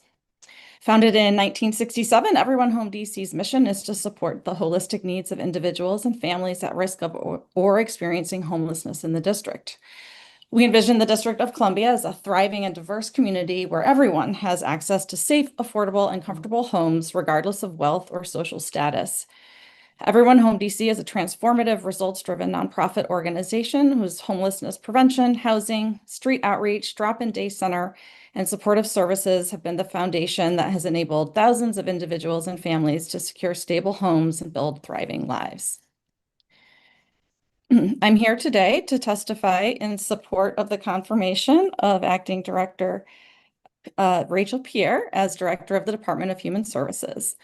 During this time when the district is facing many uncertainties, it is critical that we have consistent leadership at DHS and a leader who has the ability to implement a clear vision and strategy for the agency. Acting Director Pierre's history and experience of working at DHS at the highest levels will enable her to provide direction with little learning curve. In fact, she's already been doing it, and during an exceptionally challenging time since becoming the acting director. As a homeless services provider with multiple contracts and grant agreements with DHS, we appreciate that Acting Director Pierre has previous experience as a service provider in our community. This is a helpful perspective to bring to this role since providers are such a crucial part of our system, and we have found that Director Pierre has a unique and strong understanding of provider needs and concerns. I have an example I can share from about a year ago when my organization was informed that our rapid rehousing program would be sunsetting due to a significant downsizing of the program plan for FY26. This was obviously a shock for us as we had been operating the program for 12 years and quite painful as it meant we would have to lay off 12 staff members and make other adjustments to our organization's expenses. I reached out to Director Pierre, and she and her team members met with me, listened to my concerns, acknowledged things she and her team could have handled better and would work on, and provided honest and straightforward answers to my questions. Without needing for me to explain, she understood the implications of this change for a small nonprofit like ours and approached the situation with respect and care, which I greatly appreciated. Under Director Pierre's leadership during her first stint as interim director in 2023, while Director Zeilinger was on sabbatical, senior leaders at DHS began meeting with the CEOs of homeless service providers on a quarterly basis. We have found this to be incredibly useful as a space to gain better insights into strategy, hear important updates, share our concerns, and problem solve together. We are grateful that Acting Director Pierre has indicated that these meetings will continue, potentially with greater frequency given the substantial changes to our system this year and threats to homeless services from federal policy and funding choices. Things feel particularly tenuous right now for our homeless services community. DC's economy is strained. Changes are coming to public benefits like Medicaid, SNAP, and TANF. Our family homeless services system is undergoing a redesign, and the permanent supportive housing program for single adults is overspent and shrinking by attrition. And our unhoused neighbors are facing increased scrutiny from the federal government. For these reasons, it is particularly important to have a strong leader who understands homeless services in DC to head our Department of Human Services. I am confident that Acting Director Pierre is the right person for the job and will capably navigate these challenges while building a stronger system. Thank you so much for hearing my testimony, and I'm available to answer any questions you may have. Thank you very much, Ms. Cunningham. Mr. Mayor?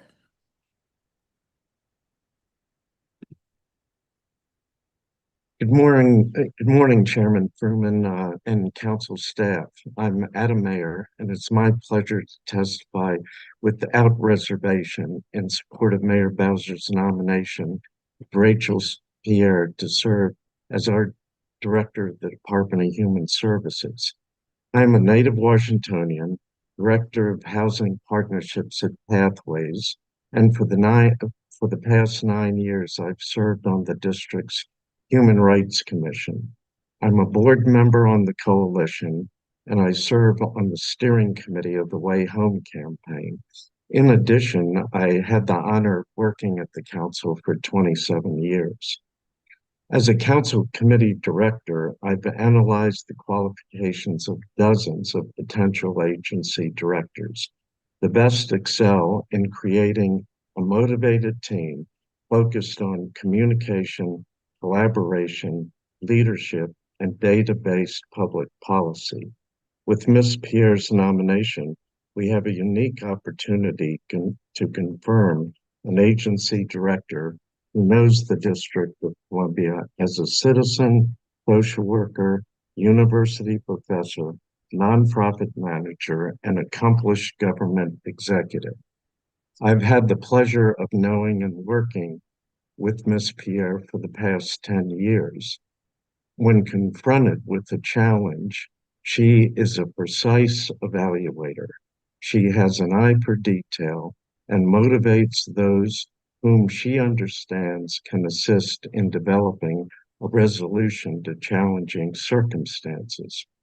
Within the past few months, she has convened nonprofit providers and the District Housing Authority to discuss and resolve many of the issues related to quickly processing housing vouchers and declaring eligibility. Those needed for the discussion were present for productive conversations with Ms. Pierre, the leadership of the Housing Authority. And I'd like to take this moment to thank Mr. Pettigrew for his support and that of his team in these meetings. This meeting was an example of Ms. Pierre's decision-making process, that it is inclusive, and her approach to governing is a dynamic which is sadly lacking in the universe that we are in today. She speaks the truth to power and to those she serves. Mayor Bowser, when called to the Hill to justify our city's human service responsibilities or our human service budget request, will be well served by the data-based information prepared by Ms. Pierre and her team. Our nonprofit community, our government agencies, those who depend on human service support, and our citizens deserve to have Rachel Pierre at the helm of the Department of Human Services. I urge you to enthusiastically support her nomination and ask that she be confirmed by the full council expeditiously. And Ms. Pierre, I truly want to thank you for saying yes to the mayor when she appointed you to this position. Thank you for this opportunity to testify. Thank you, Mr. Mayor. Commissioner Patel.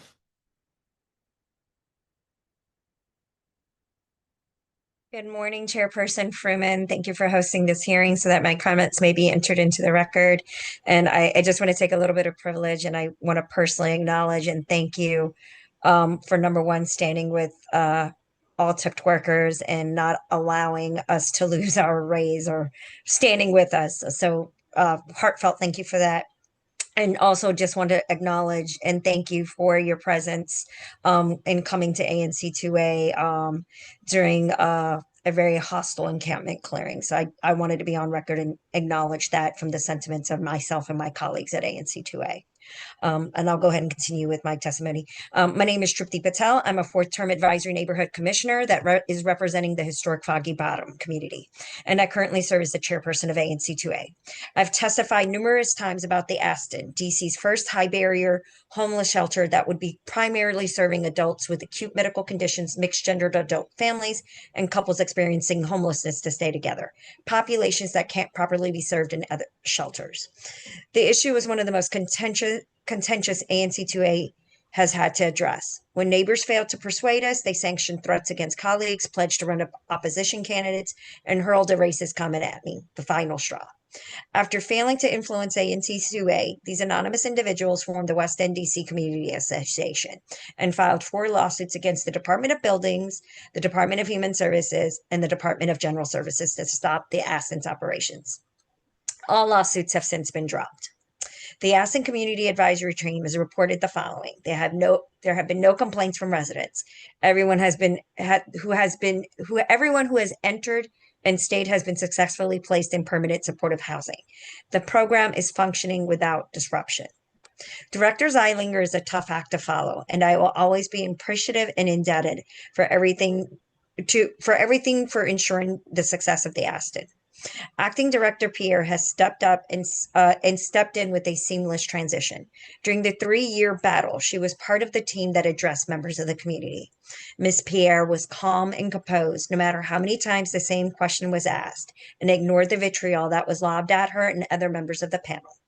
That's leadership, and those who work with her embody those traits. Under her leadership, ANC2A has always been acknowledged with the numerous concerns that were flagged, and has continued to ensuring that the Aston continues to run successfully. What the NIMBYs fought so hard against is not just surviving, it is thriving. I remain an ardent and unapologetic champion for our most vulnerable neighbors.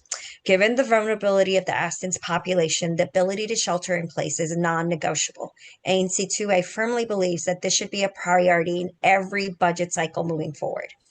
Now that the Aston is free from legal threats and operating successfully, I request that incoming Director Pierre move the facility to full capacity. Operating at 50% capacity is ineffective use of public resources.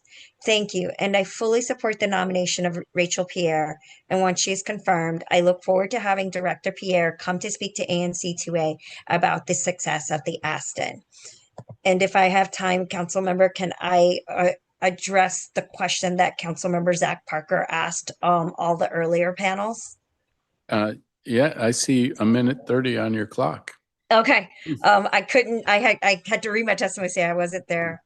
So if Councilmember Parker is still in the room, I would like to address my following comments to him. I would also like to express my appreciation and thank him for his solidarity and standing with tipped workers and making sure we could keep our raise, which the mayor stripped away from us, along with the other members of the council. Councilmember Parker, I think a really big plus is that in spite of a very hostile political climate, under Acting Director Pierre's leadership, DHS has still been able to provide services to our most vulnerable residents, like ignoring a lot of the political vitriol that's been directed at DC, has continued to maintain and provide the services needed. I think the one gap I would say is that I know everything is moving at the speed of light in trying to make sure everybody gets assistance, but please work with the allies in the community that DHS is working to get resources. ANC2A would have loved to have been, part of the outreach and the assistance in getting our vulnerable residents rehoused, especially when the president was picking on ANC2A quite a bit. That's all. Thank you. And thank you for your testimony. if there's anybody out there who doesn't acknowledge you're relentless, I don't know. But thank you very much, and thanks for your testimony about the Aston. Mr. Mayor, 27 years on the council, that's daunting. I'm glad to hear the positive reviews of the work of, to try to have better collaboration between DHS and DCHA. Thank you for that report. Ms. Cunningham, thank you for your testimony. And Ms. Wright, the ID issue, another witness, I think, raised this a short while ago. It's clearly something that we will be looking into and we'll be asking about later today. So thank you for your testimony. Councilmember Parker. I think you covered it. I want to also thank you all for your testimony. And Commissioner Patel, thank you for jumping in and answering. I will leave it if any of you would like to share things that one thing DHS is doing really well, or maybe one growth area.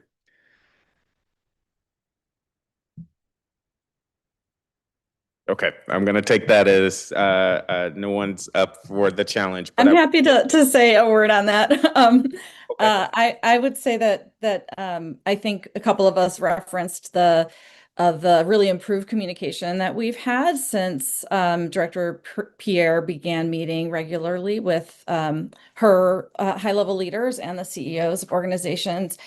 It's helped in so many ways. I cannot tell you, we are very grateful for that. So that's a real highlight for me. I think growth areas continue to be, getting the grants and contracting done really in a timely way, which I think is particularly challenging because it does require coordination with so many other district agencies. And so I know that not all of that is within their control, and I have seen actually a little bit of improvement there. So still more to do, but also going in the right direction. So I really appreciate those things. Thank you.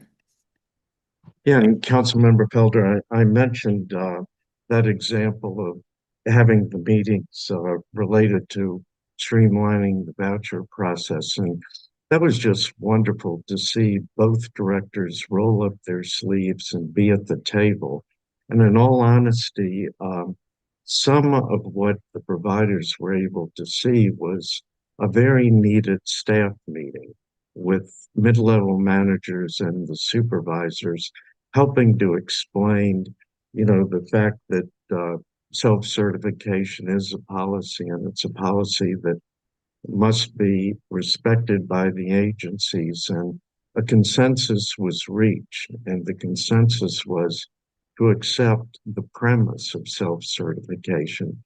And, if you haven't experienced the operations of agencies, getting policy from above, council members setting changes in the law, it takes a while to get that fully understood at mid-level management. And I think that Ms. Pierre understands that, and how she conducted that meeting with the providers was an example of what we're going to see in the future.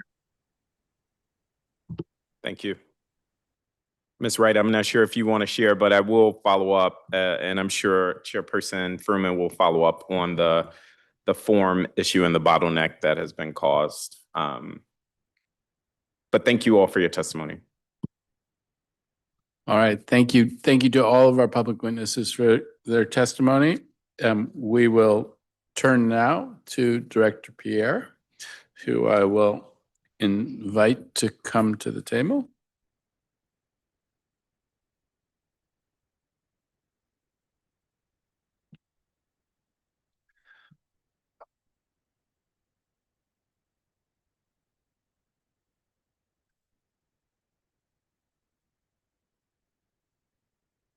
So thank you very much, Acting Director of the Department of Human Services, Rachel Pierre. Welcome. It is the practice of this committee to place our government witnesses under oath. So if you would please raise your right hand. Do you swear or affirm under penalty of law that the testimony you are about to provide to the Committee on Human Services is the truth, the whole truth, and nothing but the truth? I do. Wonderful. You may begin your testimony.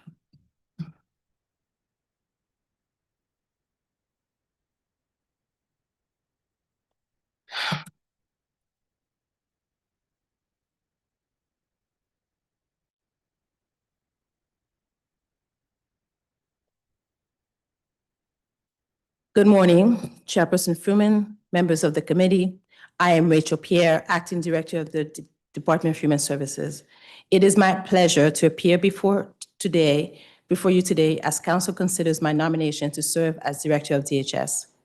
Thank you for the opportunity to provide testimony about how my qualifications and experience are well suited for this position. I am grateful to Mayor Bowser for nominating me for the position of director and excited at the prospect of serving the residents of the district on a more permanent basis in this capacity.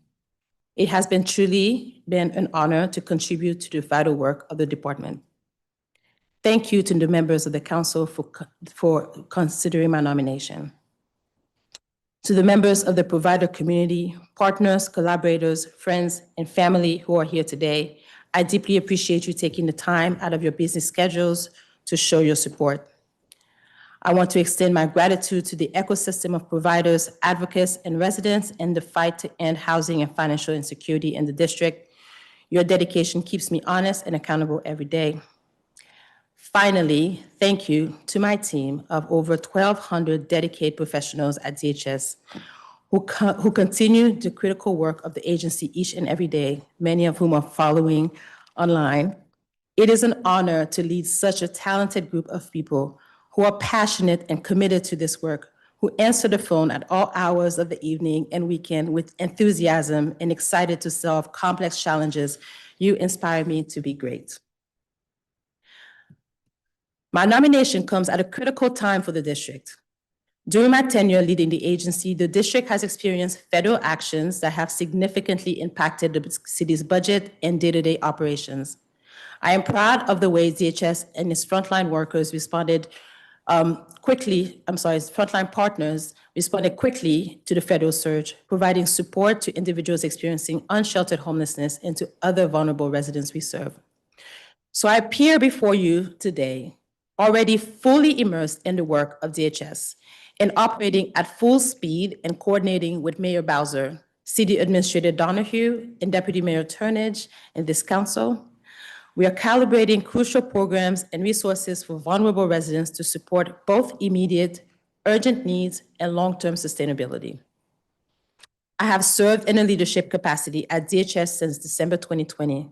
Since that time, I have further shaped and strengthened DC's existing human services infrastructure, which serves more than 300,000 district residents by providing supportive programs to overcome crises, transition to a path of greater stability, and maximize the potential for economic security and growth.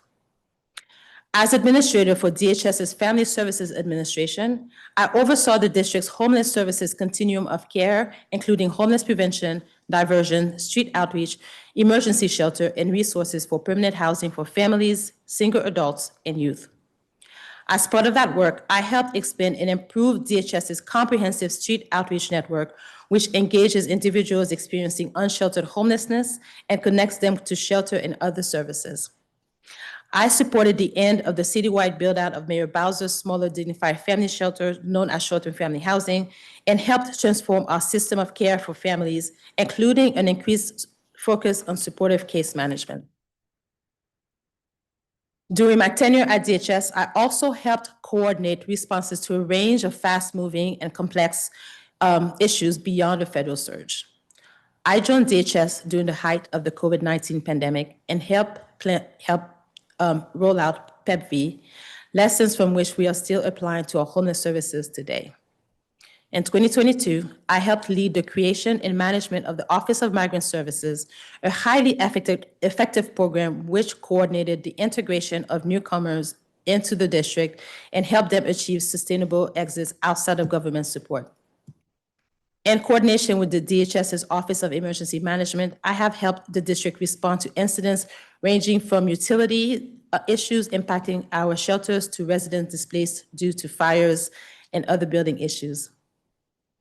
However, Above all, what I believe best positions me to the director role are my personal and professional experiences. While I immigrated from Haiti to DC with my family at age 13, the district and surrounding areas have been home to me ever since.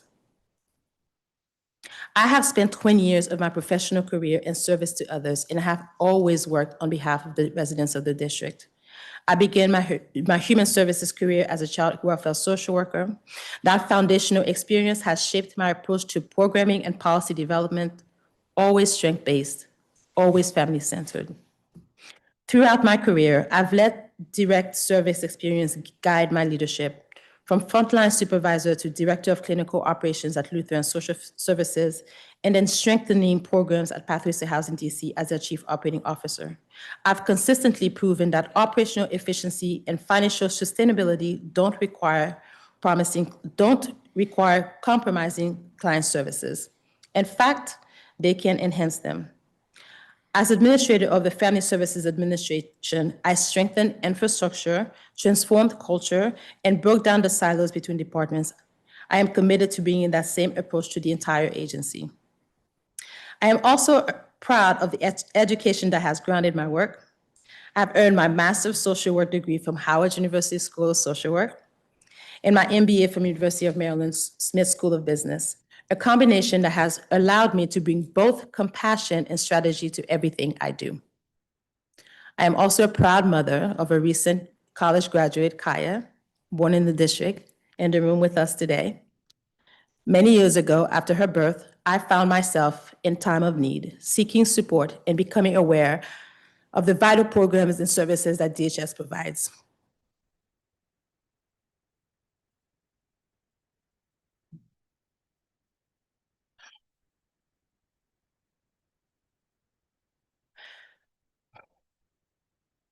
That lived experience gives me a grounded perspective of the agency's mission to support the district's most vulnerable populations. Serving as the agency's next director would in many ways be a full circle moment for me. The district has made considerable progress in recent years in improving the way we administer human services and support residents in need. My vision is a fully integrated and streamlined customer service experience. I am committed to maintaining the progress we have made and strengthening our trajectory towards meeting the needs of all residents. The key areas we plan to focus on include continuing to advance homeless services for single adults. We are implementing lessons learned from interventions that have led to the reduction of family homelessness and applying them to individuals. We are connecting people living unsheltered to wraparound services through programs like Bridge Housing and that are geared towards individuals who cannot be served in other shelter settings. We are rebuilding our low barrier shelters like we did in 801 East and are planning to do so for New York Avenue Men's Shelter. Next, we are leaning in on homeless prevention and diversion. Going forward, we will expand on our recent work to prioritize investment in flexible programs that meet people where they are, like our homeless prevention program for families, Project Reconnect and for homeless prevention programs for families, Project Reconnect for singles and youth, and DC Flex. These programs focus on preventing our neighbors from ever having to enter our shelter system in the first place, or enabling them to exit rapidly if they do. Through interventions like transportation, mediation, and one-time financial assistance, we have had success in helping people connect with a friend, family member, or a local host who might be willing to provide a temporary place to stay or put down security deposit when they otherwise have enough income to pay the rent. Next, we are driving more sustainable outcomes and homeless services for families. As we prioritize investments in flexible programs beyond rapid rehousing for families, we know it may cause stress to our current system. It may also mean that some families have longer stays in short-term family housing to focus on case management to ensure that exit pathways is sustainable. While this may result in a higher point-in-time count numbers for families in January, we will no longer favor a quick exit from shelter over a stable one. Our goal is to ensure sustainable exits from shelter.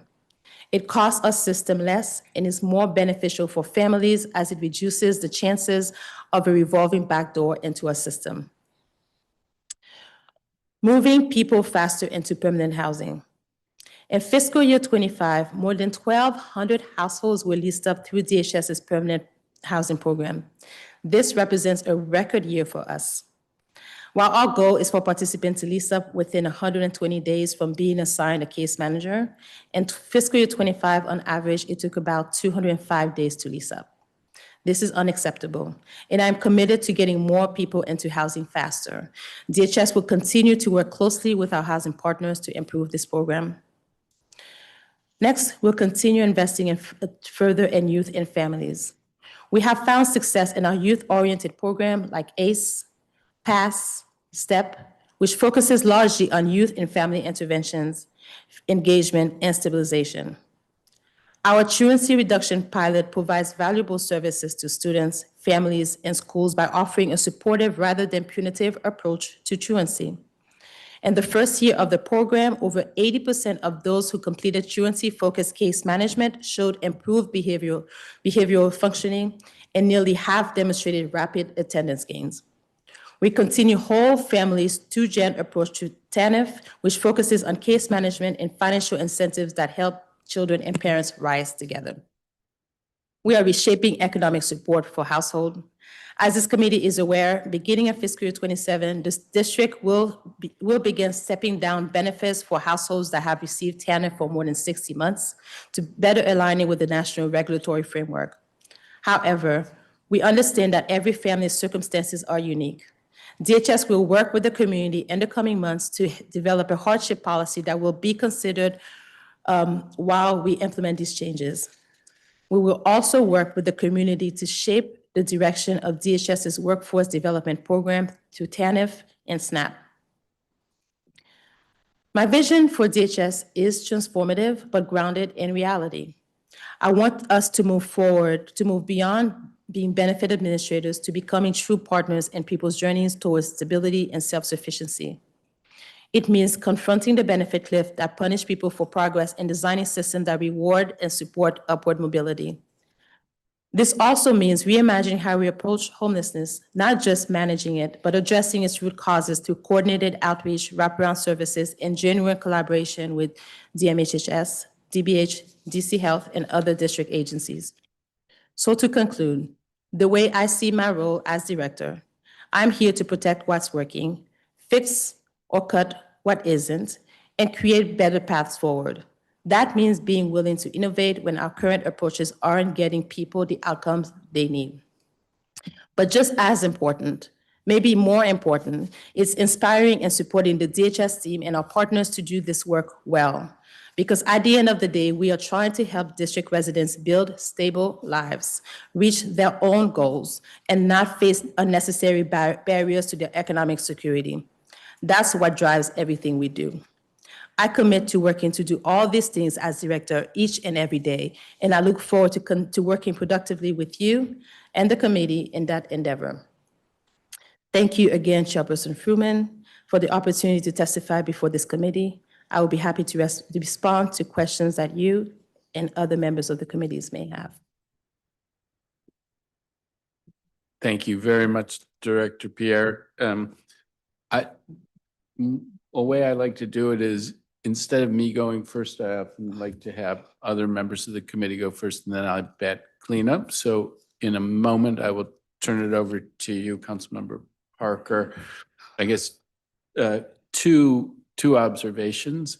One, I was not aware of your lived experience, and I think your sharing that is really helpful and really speaks to all the things that you have gone through, what you bring to the table, and your own personal resilience. So something really, really lovely.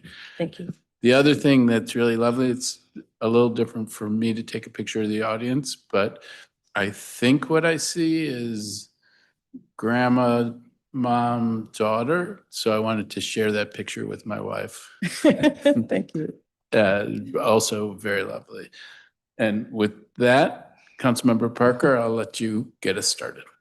Thank you. I will admit, while I was up here, I was skimming through the truancy report that you all put out. So thank you for that. And I'm glad that it's been successful. I'm happy to jump right in. Let me first say at the outset, it's been a pleasure working with you. Thank you, Councilmember. And as I said earlier, and I mean it, I have found you to be forthright, forthcoming every time I've reached out with questions as one of